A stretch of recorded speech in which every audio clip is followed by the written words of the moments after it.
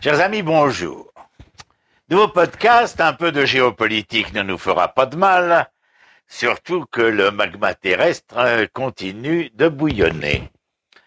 Les États-Unis, mes amis, et l'Occident étaient considérés, enfin, nous le savons tous, comme le leader et le sauveur du progrès technologique, de la domination militaire et de la progressivité économique, avec la conviction des valeurs et des principes lors des conflits mondiaux et de la confrontation dans les deux grandes guerres, puis la guerre froide.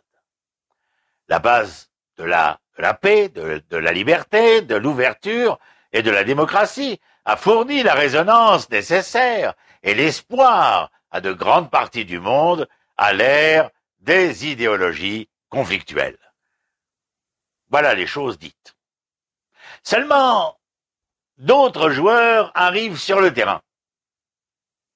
Des petits, des moyens, des grands, des forts, des faibles. Mais beaucoup, bien sûr, ont besoin d'être rassurés, d'être sécurisés, d'entrevoir un salut certain pour leur survie. Surtout les plus faibles, bien entendu. Et maintenant, les puissances moyennes et petites qui sont croissantes ont un œil tourné vers ce qu'ils considèrent comme peut-être la nouvelle base principale du salut économique et financier, la Chine, bien sûr. Ah, bien sûr, non pas pour les je dirais, des garanties militaires ou sécuritaires, ou bien la conviction d'adhérer à une supériorité idéologique, non point. Il reste difficile pour la Chine de présenter les États-Unis ou l'Occident comme une menace égale aux menaces des puissances passées pendant les conflits, en essayant d'influencer la perception et leur influence mondiale. Justifier le récit basé sur les actions de l'Occident peut provoquer des guerres et contenir sa montée pacifique. Mais ça ne peut pas suffire pour ces fameux petits et moyens pays en voie de croissance. Ça n'a pas de résonance substantielle et réelle avec les acteurs en question. Et puis les masses ne pourront pas suivre une telle ligne. Elle n'est pas digne, en tout cas, de leurs aspirations pour le moment. Ils n'ont aucune envie de rentrer dans cet échiquier qui les obligerait à soutenir le changement mondial majeur avec un ordre chinois alternatif. En comparant les héritages historiques de la stabilité et de la paix que le modèle actuel occidental fournit au nouvel ordre non prouvé, présenté par l'alliance entre Moscou et Pékin, car on peut parler d'alliance, même si certains veulent séparer les forces en présence.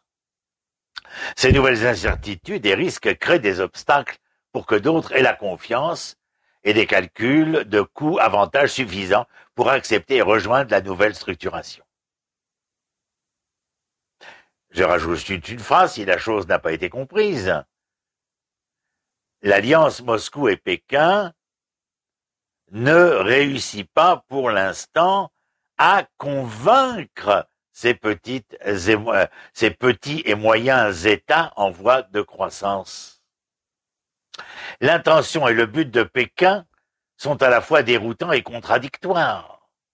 Fermes dans leur quête pour façonner une base institutionnelle mondiale alternative fondée sur son modèle et sa conception unique, mais ses actions et ses stratégies parviennent encore à aliéner ces partenaires-là, ces partenaires potentiels et qui sont toujours alimentés par l'incertitude concernant ce nouvel axe, ce nouvel ordre.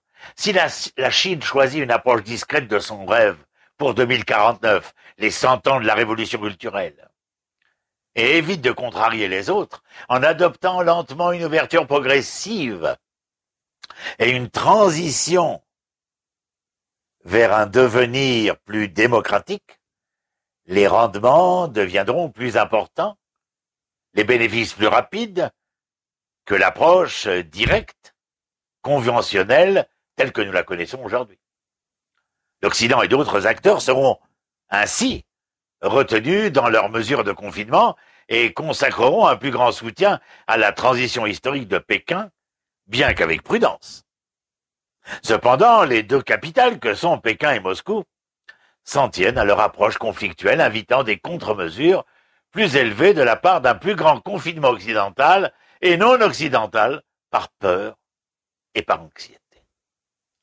Le modèle économique actuel est basé sur le volume de presque tous les dénominateurs, que ce soit sur le capital, les ressources, le marché, le travail et autres.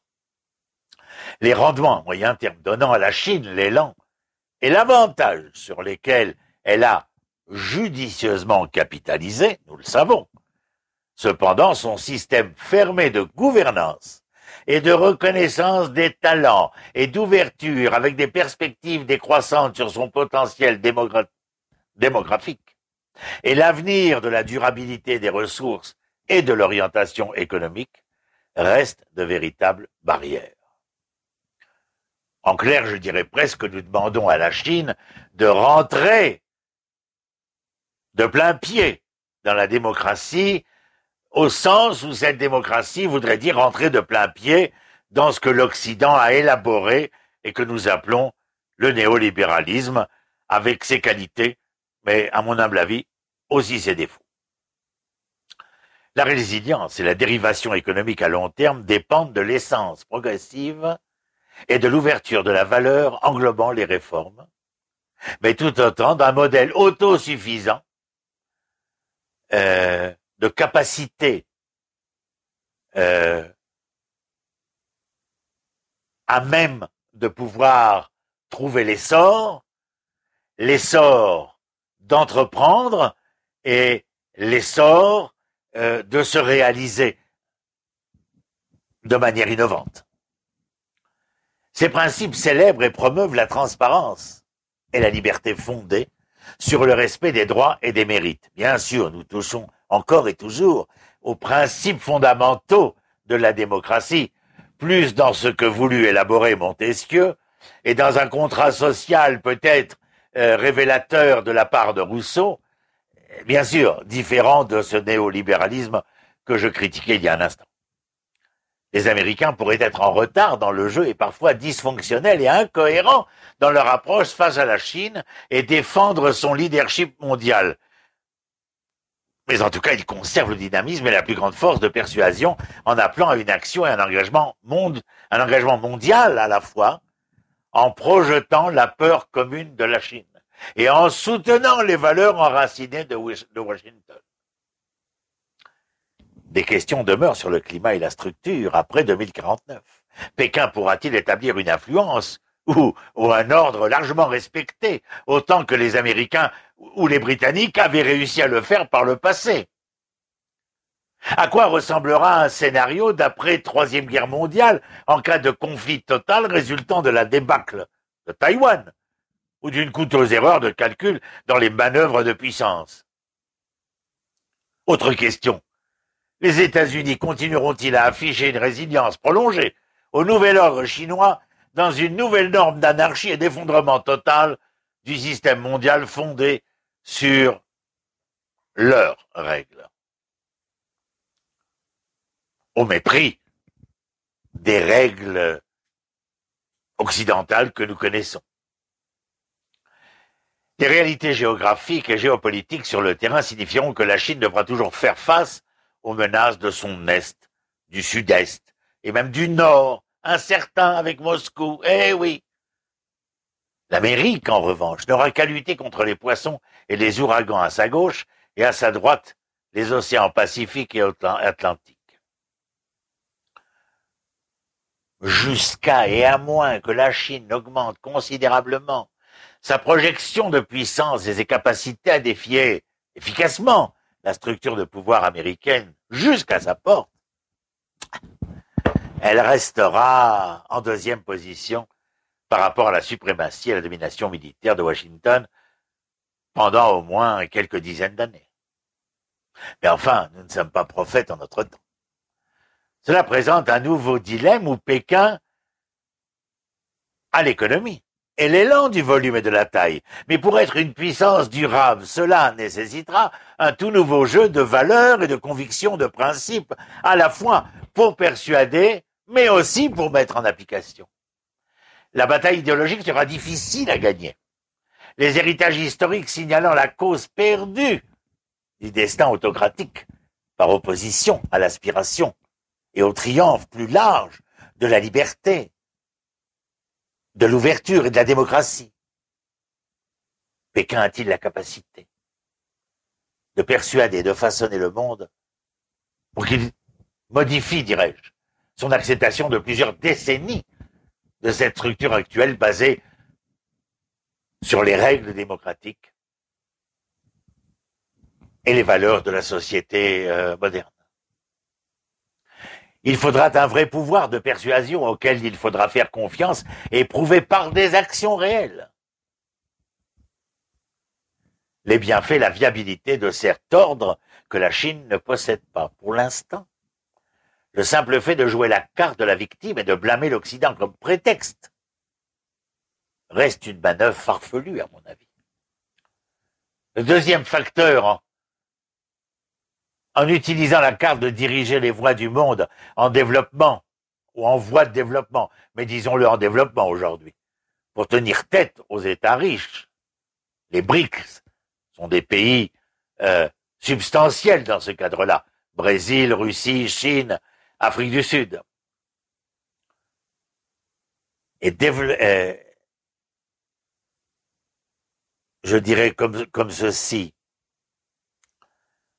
Pour diriger les voies du monde en développement, pour tenir tête aux États riches face aux BRICS, et devenir celui qui établit un nouvel ordre et viendrait à vouloir diriger l'Occident.